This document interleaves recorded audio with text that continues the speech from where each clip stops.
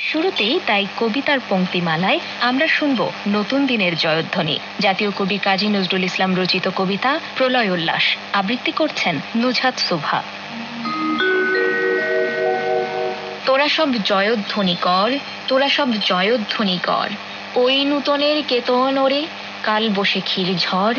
তোরা সব জয়ধ্বনি কর, তোরা সব জয়ধ্বনি কর।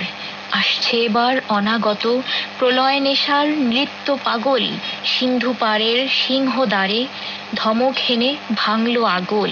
মৃত্যু গহন অন্ধকূপে মহাকালের চণ্ডরূপে ধূম্রধূপে বজ্রশিখার মশাল জেলে আসছে ভয়ঙ্কর, ওরে ওই হাসছে ভয়ঙ্কর। তোরা সব জয়ধ্বনি কর, তোরা সব জয়ধ্বনি কর। ঝামর তাহার কেশের দোলায় ঝাপটা মেরে গগন দুলায়, সর্বনাশী জ্বালামুখী ধূমকেতু তার চামর ঝুলায়। বিশ্বপাতার বক্ষ কোলে রক্ত তাহার কৃপাঞ্ঝলে দোদুল দোলে, অট্টরোলের হট্টগোলে স্তব্ধ চরাচর, ওরে ওই স্তব্ধ চরাচর। তোরা সব জয়ধ্বনি কর, তোরা সব জয়ধ্বনি কর। দ্বাদশ রবির বহ্নি জ্বালা ভয়াল তাহার নয়ন কটায়, দিগন্তরের কাঁদন লুটায় পিঙ্গল তার ত্রস্ত জটায়। বিন্দু তাহার নয়ন জলে সপ্ত মহাসিন্ধু দোলে কপল তলে বিশ্বমায়ের আসন তারি বিপুল বাহুর পর। ফাঁকে ওই জয় প্রলয়ঙ্কর, তোরা সব জয়ধ্বনি কর, তোরা সব জয়ধ্বনি কর। মাভৈ মাভৈ জগৎ জুড়ে প্রলয়ে এবার ঘনিয়ে আসে, জরায় মরা মুমূর্ষুদের প্রাণ লুকানো ওই দিন আসে। এবার মহানিশার শেষে আসবে উষা অরুণ হেসে করুণ বেশে। দিগম্বরের জটায় লুটায় শিশু চাঁদের কর, আলো তার ভরবে এবার ঘর। তোরা সব জয়ধ্বনি কর, তোরা সব জয়ধ্বনি কর। ওই সে মহাকাল সারথি রক্ত তড়িৎ চাবুক হানে, রনিয়ে ওঠার রেশার কাঁদন বজ্রগানে ঝড় তুফানে। খুরের দাপট তারায় লেগে উল্কা ছুটায় নীল খিলানে, গগনতলের নীল খিলানে। অন্ধ করার বন্ধকূপে দেবতা বাঁধা যজ্ঞচূপে পাষাণ স্তূপে। এই তোরে তার আসার সময় ওই রথ ঘর ঘর শোনা যায়, ওই রথে ঘর ঘর। তোরা সব জয়ধ্বনি কর, তোরা সব জয়ধ্বনি কর। ধ্বংস দেখে ভয় কেন তোর, প্রলয় নূতন সৃজন বেদন। আসছে নবীন জীবন হারা অসুন্দরের করতে ছেদন। তাই সে এমন কেশে বেশে প্রলয় বয়েও আসছে হেসে মধুর হেসে। ভেঙে আবার গড়তে জানে সে চির সুন্দর। তোরা সব জয়ধ্বনি কর, তোরা সব জয়ধ্বনি কর। ওই ভাঙা গড়ার খেলা যে তার কিসের তবে ডর। তোরা সব জয়ধ্বনি কর, বধুরা প্রদীপ তুলে ধর। কাল ভয়ঙ্করের বেশে এবার ওই আসে সুন্দর। তোরা সব জয়ধ্বনি কর, তোরা সব জয়ধ্বনি কর। গত বছরের জুলাই মাসে বাংলাদেশের ইতিহাসে এক ঐতিহাসিক ছাত্র জনতা গণ অভ্যুত্থানের সূচনা ঘটে। কোটা সংস্কারের দাবিতে শুরু হওয়া এই আন্দোলন দ্রুতই একটি ব্যাপক গণজাগরণে পরিণত হয়। এই আন্দোলনের সফলতা প্রমাণ করে তারুণ্যের শক্তির কাছে ফ্যাসিজম টিকে থাকতে পারে না। বাংলাদেশের গণতন্ত্র ও জনগণের ন্যায্য অধিকারের একটি মাইলফলক হিসেবে চিহ্নিত এই জুলাই বিপ্লবের মাধ্যমে দেশের নতুন গণতান্ত্রিক যুগের সূচনা হয়েছে, কিন্তু এর পেছনে রয়েছে রাজপথে ছাত্রদের আত্মদানের ইতিহাস। প্রজন্মের চোখে ভবিষ্যৎ বাংলাদেশ পর্বে আমরা এ সম্পর্কেই জানব। বৈষম্য বিরোধী ছাত্র আন্দোলনের শহীদদের নিয়ে ধারাবাহিক এই বিশেষ পর্ব রচনা ও পাঠে রয়েছেন মোহাম্মদ আরিফুল হক। আমাদের স্বাধীনতা, সার্বভৌমত্ব সহ সব অর্জনের নেপথ্যে রয়েছে দীর্ঘ আন্দোলন সংগ্রামের ইতিহাস। দেশের পট পরিবর্তনকারী সব আন্দোলন সংগ্রামেই তরুণ প্রজন্ম তথা ছাত্র সমাজের রয়েছে উল্লেখযোগ্য ভূমিকা। শহীদ রাকিব হাসান সেই অকুতোভয় ছাত্র সমাজেরই একজন। রাকিব হাসান রাজধানীর মোহাম্মদপুরের ITZ স্কুল অ্যান্ড কলেজের 7ম শ্রেণীর শিক্ষার্থী ছিলেন। 2024 সালের 19 জুলাই বৈষম্য বিরোধী আন্দোলনে মাথায় গুলি লেগে শহীদ হন রাকিব। ওরা আমার বুকটা খালি করে দিল, রাতে ঘুমাতে পারি না। এই মনে হয় আমার সন্তান ফিরে এসে বাবা বলে ডাকবে। সন্তান আমার সম্পদ ছিল, ইচ্ছা ছিল ছেলেকে বুয়েটে পড়াবো। অভাবের কারণে নিজে পড়ালেখা করতে পারিনি, সেই কষ্ট সন্তানদের দিয়ে পূরণ করব। কি করে ভুলে থাকবো আমার সন্তানের রক্তাক্ত নিথর দেহটাকে? এভাবে কান্না জড়িত কণ্ঠে বিলাপ করছিলেন কোটা সংস্কার আন্দোলনের গুলিতে শহীদ শিক্ষার্থী রাকিব হাসানের বাবা আবুল খায়ের। তিনি 2 সন্তানকে নিয়ে মোহাম্মদপুরে ভাড়া বাসায় বসবাস করতেন। সেই ঘর জুড়ে এখন রাকিবের স্মৃতি। ঢাকা উত্তর সিটি কর্পোরেশনের বিদ্যুৎ বিভাগের লাইনম্যানের চাকরি করেন রাকিবের বাবা আবুল খায়ের। লক্ষ্মীপুরের রামগঞ্জে তাদের বাড়ি। তিনি বলেন, সেদিন মাঠে খেলার কথা বলে বাইরে বেরিয়েছিল রাকিব। ঘটনার দিন দুপুরে খাবারের পর রাকিবকে বলি, আব্বু একটু রেস্ট নাও। তখন সে চুপ করেছিল। আমি বাইরে যাওয়ার পর শুনি রাকিব বাইরে গেছে। তখন খুঁজতে বের হই। কিছুক্ষণ পরে আমার বড় ছেলে ফোন দিয়ে বলে, আব্বু রাকিব তো আর নেই, মারা গেছে। আন্দোলন চলাকালে মোহাম্মদপুর ক্লাবের কাছে গুলিবিদ্ধ হয় রাকিব। ওর মায়ের অবস্থা খুবই খারাপ ছিল ছেলের মৃত্যুর খবর শুনে। আবুল খায়ের বলেন, আমার সন্তান অনেক মেধাবী ছিল। বুকের মানিকটা এখন আমার কোলে ঘুমায় না। সন্তানের সব জামা কাপড়গুলো যত্ন করে রেখেছি। বড় ছেলে মোহাম্মদপুর কেন্দ্রীয় কলেজে পড়ে। 2 ভাই একসঙ্গে জড়িয়ে থাকতো।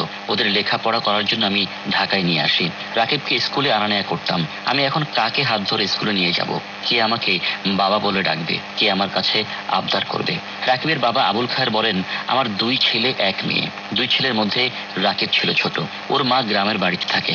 কখনো আমার সন্তানদের গায়ে হাত তুলিনি। আমার সেই আদরের মানিকটার মাথা গুলিতে ঝাঁঝরা করে দিল। রাকিব বলতো, আব্বু ফুটবল খেলা শিখবো, একদিন বড় খেলোয়াড় হব। আমার ইচ্ছা ছিল ছেলেকে বুয়েটে পড়াবো। সেইভাবে এখন থেকে গাইড দিতাম। এখন আমার বাসায় আসতে মন চায় না। জীবনটা এলোমেলো হয়ে গেছে। 43 বছর ধরে ঢাকায় আছি। এমন অমানবিক মৃত্যু আর কখনো দেখিনি। 9 বছর বয়সে রাকিবকে আমি ঢাকায় নিয়ে আসি। কত শত বাবা মায়ের বুক খালি হয়েছে তার ঠিক নেই। ছেড়ে তো আর ফিরে আসবে না। সারা জীবন বুকে পাথর চেপে থাকতে হবে। আমার সন্তান হারিয়ে ফেলেছি। এই শহর আর ভালো লাগে না।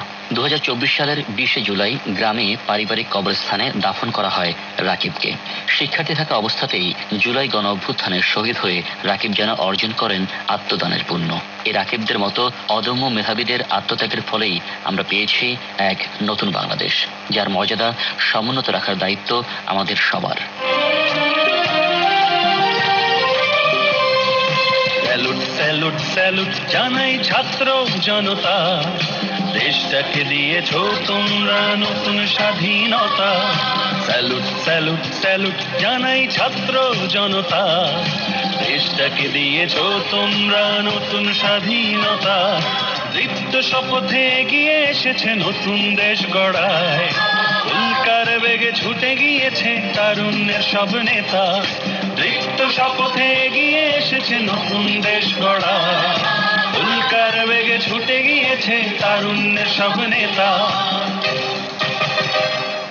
স্যালুট স্যালুট স্যালুট জানাই ছাত্র জনতা, দেশটাকে দিয়েছো তোমরা নতুন স্বাধীনতা। দৈনন্দিন কাজকর্ম থেকে শুরু করে বৈশ্বিক প্রেক্ষাপট, আইসিটির প্রয়োজনীয়তা সকল ক্ষেত্রেই গুরুত্বপূর্ণ। পেশাগত জীবনে এর নানাবিধ কার্যকারিতা ভাষায় প্রকাশ করা সম্ভব নয়। প্রযুক্তি জগতের নতুন নতুন আবিষ্কার আমাদের ভাবনাকে প্রতিনিয়ত নতুন পথ দেখাচ্ছে। সফল ক্যারিয়ার গড়তে হলে এ সম্পর্কে আমাদের জ্ঞানের পরিসর হতে হবে অনেকখানি বিস্তৃত। শ্রোতা বন্ধুরা, আয়োজনের এই পর্যায়ে আমরা তথ্য ও যোগাযোগ প্রযুক্তি জগতের নতুন নতুন আবিষ্কারের কথা জানব। জানাচ্ছেন নওশীন ইলমিয়াত। সুপ্রিয় শ্রোতা বন্ধুরা, তথ্য ও প্রযুক্তির খবরাখবর নিয়ে আয়োজিত তথ্যের সন্ধানের আজকের পর্বে আপনাদের সবাইকে স্বাগত। এতদিন হোয়াটসঅ্যাপ, ফেসবুক, ইনস্টাগ্রাম ও মেসেঞ্জারের মধ্যে সীমাবদ্ধ থাকলেও এবার নিজেদের তৈরি কৃত্রিম বুদ্ধিমত্তা প্রযুক্তির ভার্চুয়াল সহকারী সেবা মেটা এআই এর অ্যাপ উন্মুক্ত করেছে মেটা। অ্যাপ চালুর ফলে হোয়াটসঅ্যাপ, ফেসবুক, ইনস্টাগ্রাম ও মেসেঞ্জার ছাড়াও যে কোনো কাজে ব্যবহার করা যাবে ভার্চুয়াল সহকারী সেবাটি। এর মাধ্যমে মেটা এআই ব্যবহারকারীর সংখ্যা আরও বাড়বে বলে ধারণা করা হচ্ছে।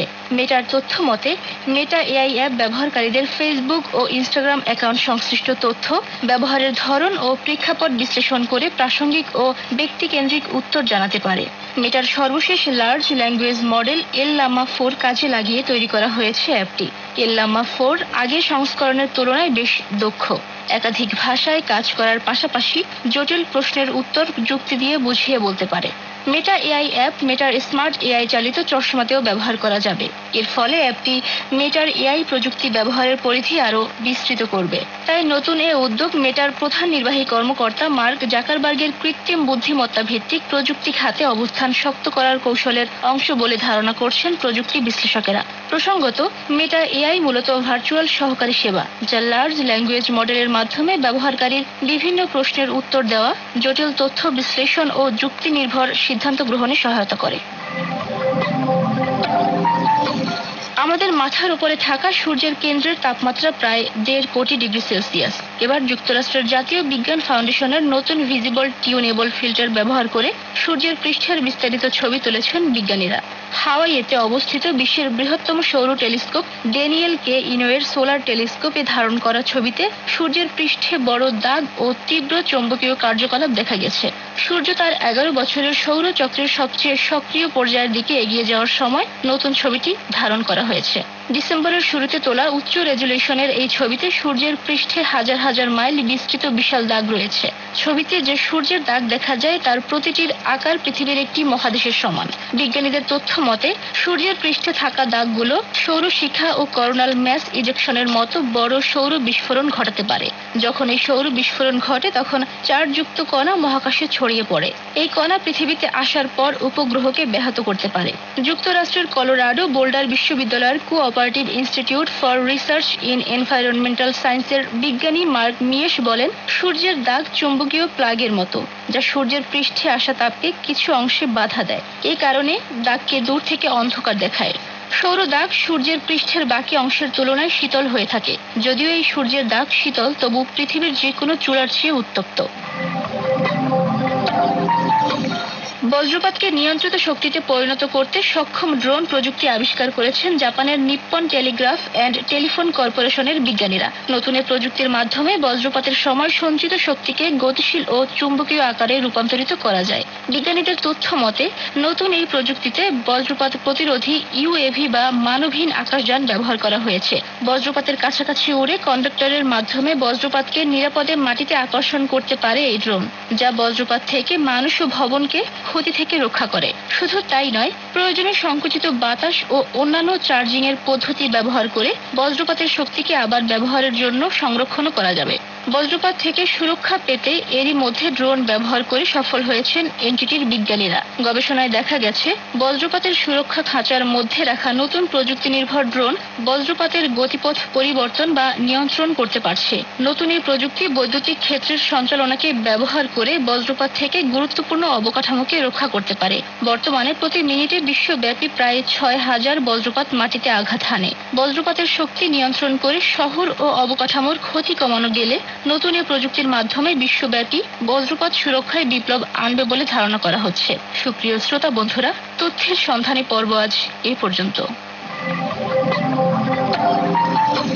শ্রোতা বন্ধুরা, আপনারা শুনছেন নতুন প্রজন্মের অংশগ্রহণে ম্যাগাজিন অনুষ্ঠান প্রজন্ম কণ্ঠ। কেবলমাত্র উদ্যোগ নিলেই উদ্যোক্তা হওয়া যায় না, আর উদ্যোক্তা হলেই সফল হওয়া যায় না। সে কারণে সফল উদ্যোক্তাদের কাছ থেকে আমরা জানার চেষ্টা করি তাদের সফলতার সূত্র। আজও তার ব্যতিক্রম নয়। শুনবো একজন সফল তরুণ উদ্যোক্তার কথা। সাক্ষাৎকার গ্রহণ করেছেন মোহাম্মদ ইসাক আলী। সুপ্রিয় শ্রোতা বন্ধুরা, আজ আমরা কথা বলবো এমন একজন তরুণের সাথে যিনি স্বপ্ন দেখেন সুস্থ এবং নিরক্ষরমুক্ত বাংলাদেশের, এবং তার জন্যই কাজ করে যাচ্ছেন দীর্ঘ সময় ধরে, যার কাজের শুরু হয়েছে 2009 সালে সাংগঠনিকভাবে। এরপরেই পথ চলা শুরু হয়েছে এবং এখনো তিনি কাজ করে যাচ্ছেন। আমাদের সাথে অতিথি হয়ে আজকে স্টুডিওতে উপস্থিত রয়েছেন ফাল্গুনী আলম। ফাল্গুনী আলম, কেমন আছেন? ভালো আছি। আপনি একাধারে একজন চিকিৎসক, গবেষক, সমাজকর্মী, লেখক এবং সংগঠকও। এই যে এতগুলো পরিচয় আপনার, তো সেই পরিচয়গুলোর মধ্যে আমরা প্রথমেই জানতে চাইবো আপনার সংগঠক হয়ে ওঠার গল্পটা। 2009 আমি তখন ইন্টারমিডিয়েট পড়ছি। যুগান্তর এর বন্ধু সংগঠন স্বজন সমাবেশ, ওটার একটা জাতীয় প্রতিযোগিতা ছিল যেটা পরিবেশের উপরে। ওই রচনা এবং দেয়ালিকা উৎসব, ওই দেয়ালিকা উৎসব থেকে আমার টিম সারা বাংলাদেশের মধ্যে থার্ড হয়। এরপরে আমি যুগান্তরের সঙ্গে সংযুক্ত হই এবং আমার মনে হয় যে আমার প্রাথমিক যে সাংগঠনিক ছোঁয়াটা এটা এখান থেকেই শুরু। আপনারা কি কি নিয়ে কাজ করছেন? আমরা উইমেন্স নিয়ে কাজ করছি, চিলড্রেন নিয়ে কাজ করছি, ইউথ ডেভেলপমেন্ট নিয়ে কাজ করছি, ব্লাড নিয়ে কাজ করছি, আর emergency response and natural disaster নিয়ে কাজ করছি। আপনাদের কাজের মধ্যে আমরা যতদূর জেনেছি যে আপনারা রেল লাইনে থাকা ছিন্নমূল শিশুদের শিক্ষাদান কার্যক্রম চালিয়েছেন, সেই কার্যক্রম সম্পর্কে আমরা একটু জানতে চাই।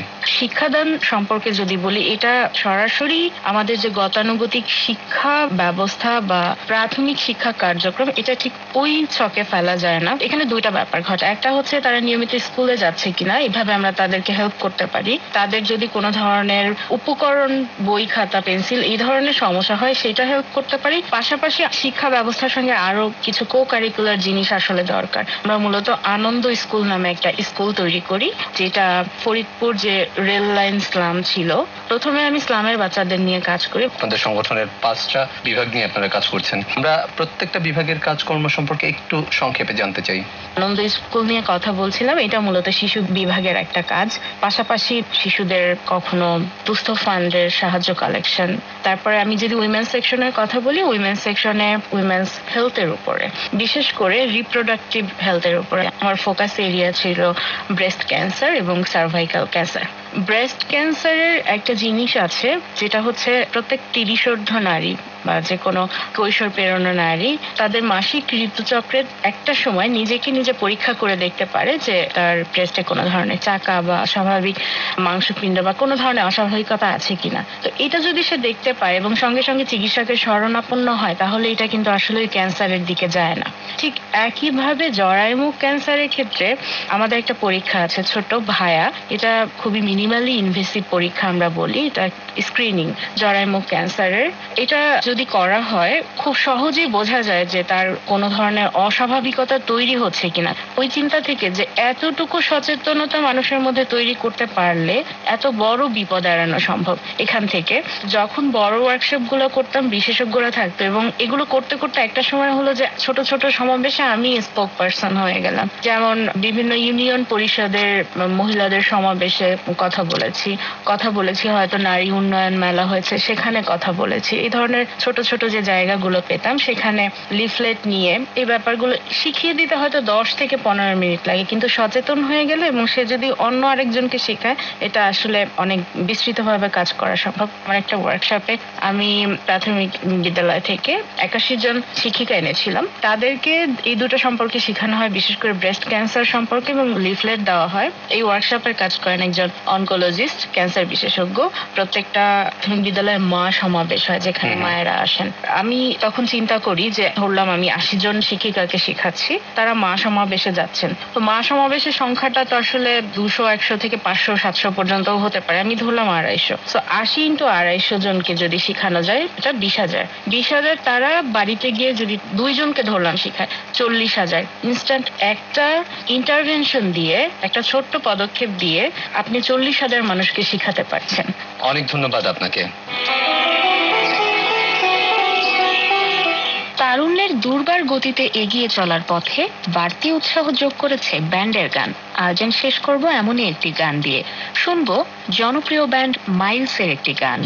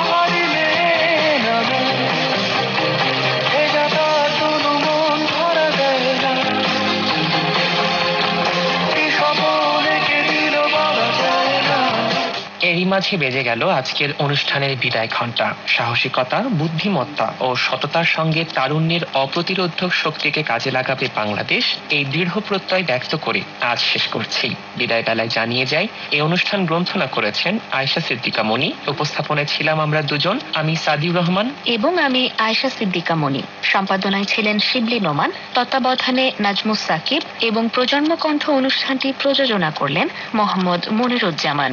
আগামী পর্বে আবারও হাজির হব। ততক্ষণ পর্যন্ত আপনার স্বপ্ন পূরণের পথে থাকবেন এবং অবশ্যই বাংলাদেশ বেতারের সাথে থাকবেন, এই প্রত্যাশায় শুভ বিদায়।